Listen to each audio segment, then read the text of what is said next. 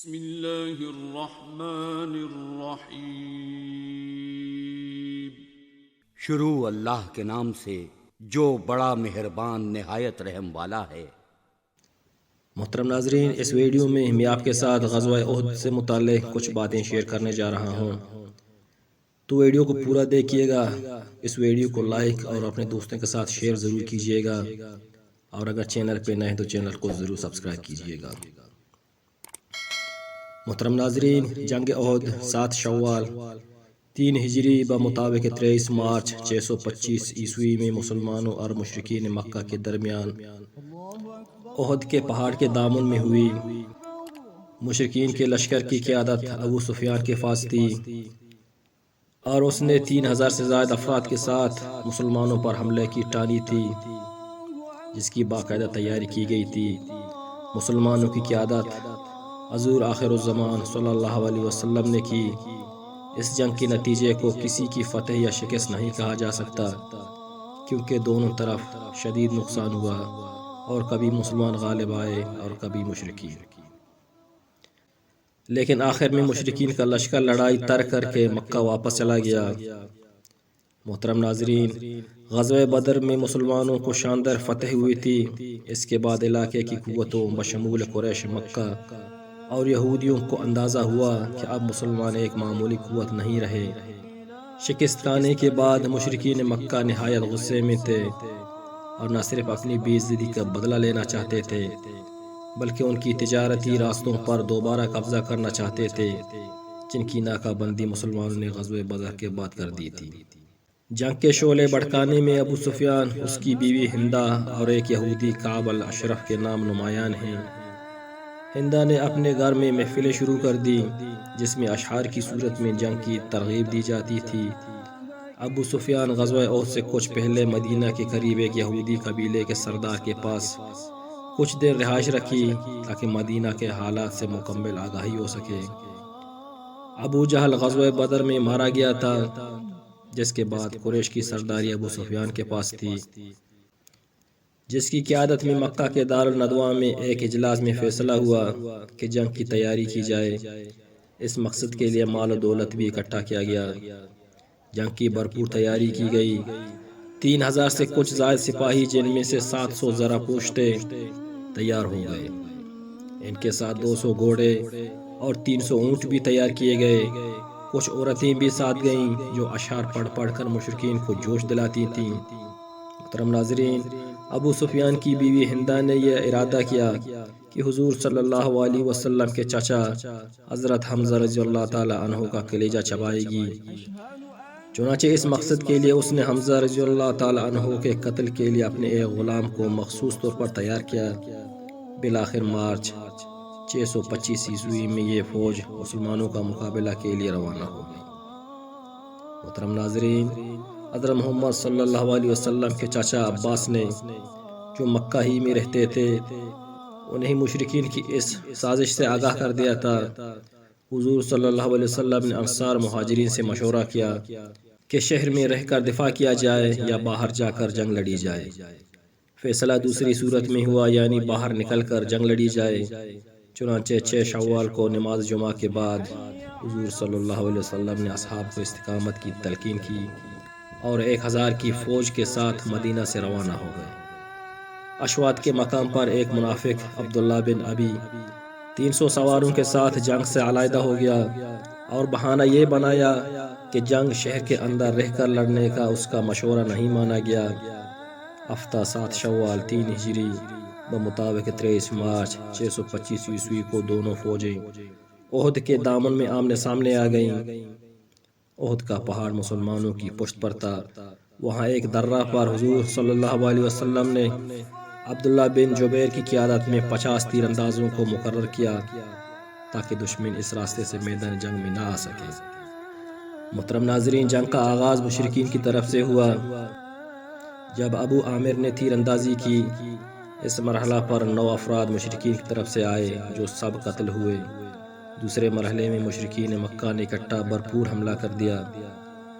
اس دوران ان کی کچھ عورتیں ان کو اشعار سے اشتعال دلا رہی تھیں تاکہ وہ غزوہ بدر کی عبرتناک شکست کا داغ دھو سکیں۔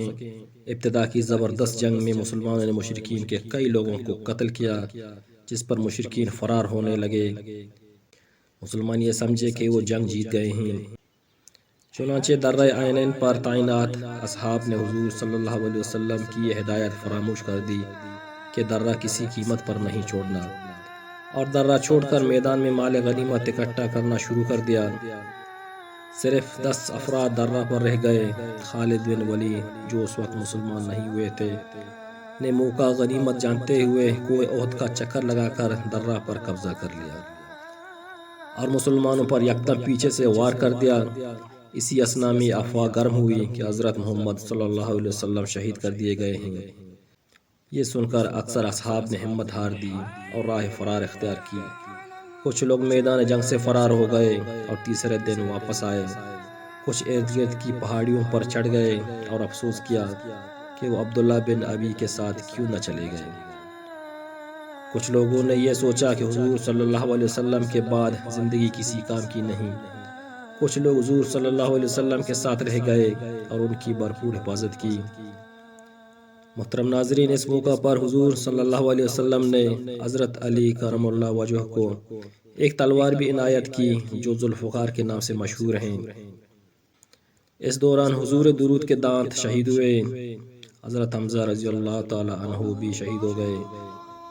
اس بارے میں اللہ تعالیٰ نے قرآن پاک میں فرمایا، جب تم افراتفری کی حالت میں بھاگے جا رہے تھے اور کسی کو مڑ کر نہیں دیکھے تھے، اور رسول اللہ صلی اللہ علیہ وسلم اس جماعت میں کھڑے جو تمہارے پیچھے ثابت قدم رہے تھے تمہیں پکار رہے تھے، پھر اس نے تمہیں غم پر غم دیا۔ یہ نصیحت و تربیت تھی تاکہ تم اس پر جو تمہارے ہاتھ سے جاتا رہا اور اس مصیبت پر جو تم پر آن پڑی رنج نہ کرو، اور اللہ تمہارے کاموں سے خبردار ہے۔ سورہ آل عمران آیت 153۔ محترم ناظرین، کچھ وقفے کے بعد اصحاب میدان میں واپس آنا شروع ہو گئے۔ چونکہ مشرکین اپنے بھاری سامان جنگ مثلا زرہ بختر کی وجہ سے احد کے پہاڑ پر چڑھ نہ سکے، اس لیے کئی مسلمانوں کی جان بچ گئی۔ ابو سفیان کی بیوی ہندہ اور ان کے ساتھ کچھ لوگوں نے مسلمان شہداء کے ناک اور کان کاٹے، اور ہندہ نے حضرت حمزہ رضی اللہ تعالیٰ عنہ کا کلیجہ مبارک نکال کر چبایا، جس کا حضور صلی اللہ علیہ وسلم کو بے حد رنج رہا۔ کچھ مسلمانوں کے واپس آنے اور یہ معلوم ہونے کے بعد کہ حضور صلی اللہ علیہ وسلم شہید نہیں ہوئے اور الحمدللہ صحیح سلامت ہیں، مشرکین نے جنگ سے مکہ کی طرح واپسی اختیار کی۔ محترم ناظرین، جبل احد یہ وہ مقدس پہاڑ ہے جس کے متعلق حضور اکرم صلی اللہ علیہ وسلم نے ارشاد فرمایا، یہ ایک شان والا پہاڑ ہے جو ہم سے محبت کرتا ہے اور ہم بھی اس سے محبت کرتے ہیں۔ ایک اور حدیث شریف میں ہے، سیدنا عبداللہ مزنی رضی اللہ تعالی عنہ اپنے والد سے اور وہ آپ کے دادا سے روایت کرتے ہیں، انہوں نے فرمایا کہ حضرت رسول اللہ صلی اللہ علیہ وسلم نے ارشاد فرمایا، 4 پہاڑ جنتی ہیں۔ عرض کیا گیا وہ کون سے ہیں؟ حضور صلی اللہ علیہ وسلم نے ارشاد فرمایا، احد جنت کے پہاڑوں میں سے ایک پہاڑ ہے، وہ ہم سے محبت کرتا ہے اور ہم اس سے محبت کرتے ہیں۔ دوسرا طور جنت کے پہاڑوں میں سے ایک پہاڑ ہے۔ تیسرا لبنان جنت کے پہاڑوں میں سے ایک پہاڑ ہے، اور چوتھا نجبہ جنت کے پہاڑوں میں سے ایک پہاڑ ہے۔ محترم ناظرین، عبداللہ بن مسلمہ، سلیمان بن بلال، عمرو بن یحییٰ، عباس بن سہل سعدی، حضرت ابو حمید رضی اللہ تعالیٰ عنہ سے روایت ہے، فرمایا کہ ہم رسول اللہ صلی اللہ علیہ وسلم کے ساتھ غزوہ تبوک میں نکلے، اور باقی حدیث اسی طرح ہے جیسے گزر چکی ہے۔ اور اس حدیث میں ہے کہ پھر جب ہم واپس ہوئے یہاں تک کہ ہم وادی کرا میں آئے تو رسول اللہ صلی اللہ علیہ وسلم نے فرمایا کہ میں جلدی میں ہوں اور تم میں سے جو چاہے تو وہ میرے ساتھ جلد چلے، اور جو ٹھہرنا چاہتا ہے تو وہ ٹھہر جائے۔ تو ہم نکلے یہاں تک کہ جب ہم مدینہ کے قریب آئے تو آپ صلی اللہ علیہ وسلم نے فرمایا کہ توبہ ہے اور یہ احد ہے، اور یہ پہاڑ ہم سے محبت کرتا ہے اور ہم اس سے محبت کرتے ہیں۔ محترم ناظرین، غزوہ احد سے متعلق یہ باتیں آپ کو کیسے لگیں؟ کمنٹ سیکشن میں اپنے رائے کا اظہار ضرور فرمائیے گا۔ اس ویڈیو کو لائک اور اپنے دوستوں کے ساتھ شیئر ضرور کیجیے گا، اور اگر چینل پہ نہیں تو چینل کو ضرور سبسکرائب کیجیے گا۔ تو ملتے ہیں ایک نیکسٹ ویڈیو کے ساتھ، تب تک کے لیے شکریہ، اللہ حافظ۔